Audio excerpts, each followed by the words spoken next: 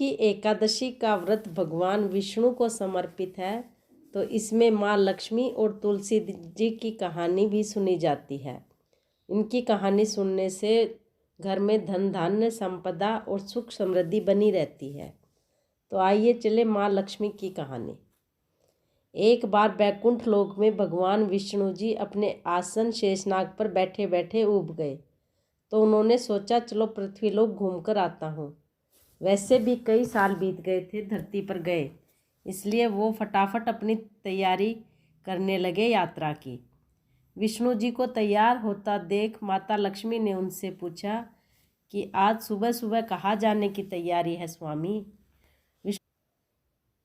विष्णु जी ने कहा, हे प्रिय, मैं पृथ्वीलोक पर घूमने जा रहा हूँ। तो कुछ सोचकर माँ लक्ष्मी ने कहा कि हे भगवान, क्या मैं भी आपके साथ चल सकती हूँ पृथ्वीलोक। विष्णु जी ने 2 पल सोचा, फिर कहा कि एक शर्त पर तुम मेरे साथ चल सकती हो। तुम पृथ्वी पर पहुंचकर उत्तर दिशा की ओर नहीं देखोगे। लक्ष्मी जी के मन में आया कि प्रभु की ऐसी शर्त क्यों रख रहे हैं, लेकिन ज़्यादा प्रश्न करते तो प्रभु नाराज होकर उन्हें नहीं ले जाते और यही मना कर देते। इसलिए लक्ष्मी जी ने हाँ कहकर अपनी बात मनवा ली और सुबह सुबह माँ लक्ष्मी और भगवान विष्णु धरती पर पहुँच गए। तब सूर्योदय हो रहा था, रात बरसात होकर हटी थी, चारों ओर हरियाली ही हरियाली थी। उस समय चारों ओर बहुत शांति थी और धरती बहुत ही सुंदर दिख रही थी। सफ़र के दौरान माँ लक्ष्मी मंत्रमुग्ध होकर धरती को देख रही थी और इन सब में वो भूल गई कि पति को क्या वचन देकर आई है। लक्ष्मी जी चारों ओर देखते देखते कब उत्तर दिशा की ओर देखने लगी, पता ही नहीं चला। उत्तर दिशा में माँ लक्ष्मी को एक बहुत ही सुंदर बगीचा नजर आया और उस तरफ से भीनी भीनी खुशबू आ रही थी और बहुत ही सुंदर सुंदर फूल खिले थे। वहाँ एक फूलों का खेत था। माँ लक्ष्मी बिना सोचे समझे उस खेत में चली गई और एक सुंदर सा फूल तोड़ लाई। लेकिन यह क्या, जब माँ लक्ष्मी भगवान विष्णु के पास वापस आई तो भगवान विष्णु की आंखों में आंसू थे। भगवान विष्णु ने माँ लक्ष्मी से कहा कि कभी भी किसी से बिना पूछे उसका कुछ भी नहीं लेना चाहिए और किसी को दिया वचन भी नहीं तोड़ना चाहिए। माँ लक्ष्मी को अपनी भूल का पता चल गया, तो उन्होंने भगवान विष्णु से इस भूल की माफ़ी मांगी। भगवान विष्णु ने कहा कि माना कि तुम मेरी प्रिया हो, फिर भी जो तुम हो और जो तुमने भूल की है उसकी सज़ा तो तुम्हें ज़रूर मिलेगी। जिस माली के खेत से तुमने बिना पूछे फूल तोड़ा है, जो कि एक प्रकार की चोरी ही है, इसलिए तुम 3 साल तक माली के घर नौकर बनकर रहो। उसके बाद मैं बैकुंठ में वापस बुलाऊंगा। माँ लक्ष्मी ने चुपचाप सिर झुकाकर हाँ कर दी। उस दिन से माँ लक्ष्मी एक गरीब औरत का रूप धारण कर उस खेत के मालिक के घर गई। घर पर क्या झोपड़ा था। मालिक का नाम माधव था। घर में माधव की बीवी, 2 बेटे और 3 बेटियां थी। सभी उस छोटे से खेत में काम करके किसी तरह गुजारा करते थे। माँ लक्ष्मी जब एक साधारण और गरीब औरत बनकर माधव के झोपड़े पर गई तो माधव ने पूछा कि बहन, तुम कौन हो और मुझसे तुम्हें इस समय क्या चाहिए। तब माँ लक्ष्मी ने कहा कि मैं एक गरीब औरत हूँ, मेरी देखभाल करने वाला कोई नहीं है, मैंने कई दिनों से खाना भी नहीं खाया, मुझे कोई काम दे दो, इसके बदले में मैं तुम्हारे घर का काम कर दिया करूँगी, बस मुझे अपने घर में एक कोने में आसरा दे देना। माधव गरीब जरूर था, किंतु बहुत ही अच्छे दिल का मालिक था। उसे दया आ गई, लेकिन उसने कहा कि बहन, मैं बहुत ही गरीब हूँ, मेरी कमाई से मेरे घर का खर्च मुश्किल से चलता है, अगर मेरी 3 की जगह 4 बेटियाँ होती तो भी मैं गुजारा करना था। अगर तुम मेरी बेटी बनकर जैसा रूखा सूखा हम खाते हैं उसमें खुश रह सकती हो तो अंदर आ जाओ।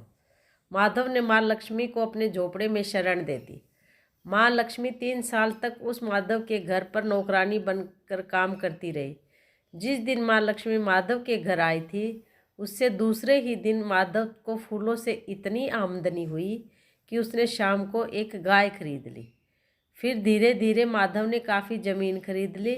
उसने सबके लिए अच्छे अच्छे कपड़े भी बनवा दिए, एक बड़ा पक्का घर भी बनवा लिया, बेटियों और बीवी को गहने भी खरीद कर दिए, और उसके घर शरण लेकर रह रही लक्ष्मी जी को भी उसने वो सब दिया जो वह अपनी बेटियों को दिया करता था। पहले से कई ज़्यादा सुखी और समृद्ध माधव के मन में हमेशा ख्याल आता कि इस महिला के शुभ कदम मेरी झोपड़ी में पड़ने के बाद मुझे सब मिला है। इस महिला ने एक बेटी के रूप में मेरे जीवन में आकर मेरी किस्मत ही बदल दी। 3 साल लगभग बीत गए, लेकिन माँ लक्ष्मी अब भी घर में और खेत में काम करती थी।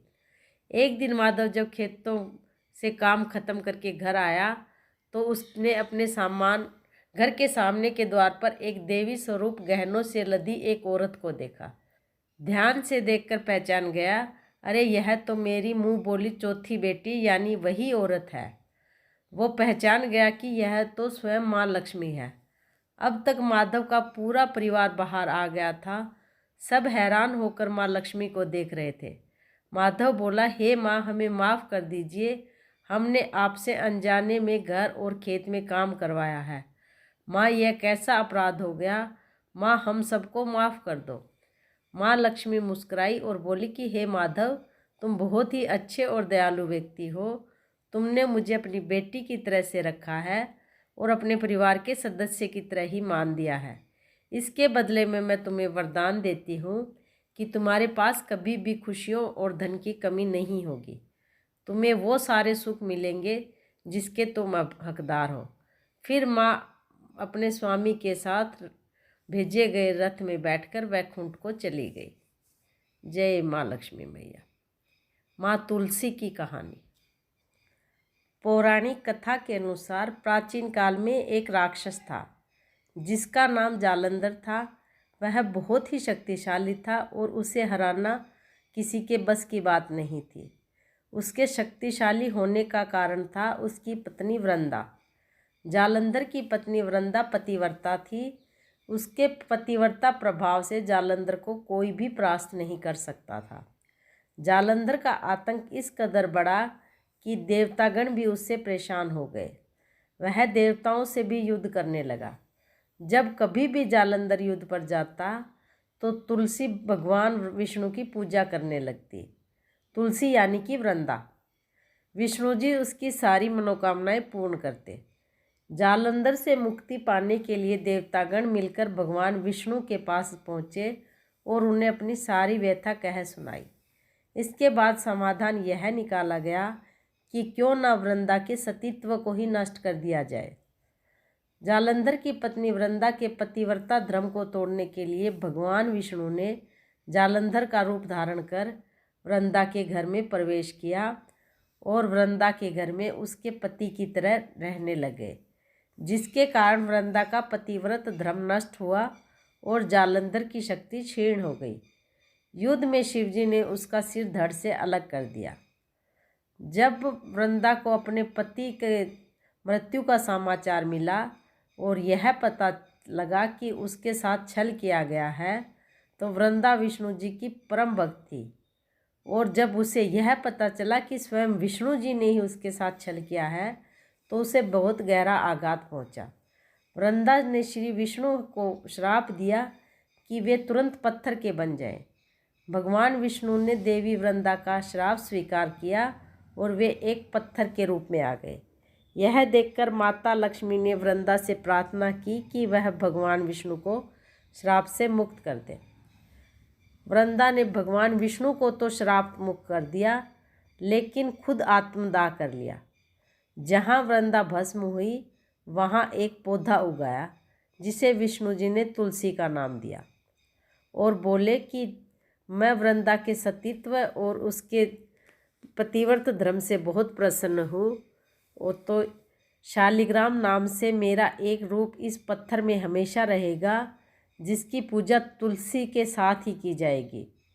यही वजह है कि हर साल देवउठनी एकादशी पर भगवान विष्णु के स्वरूप शालिग्राम जी और तुलसी का विवाह कराया जाता है।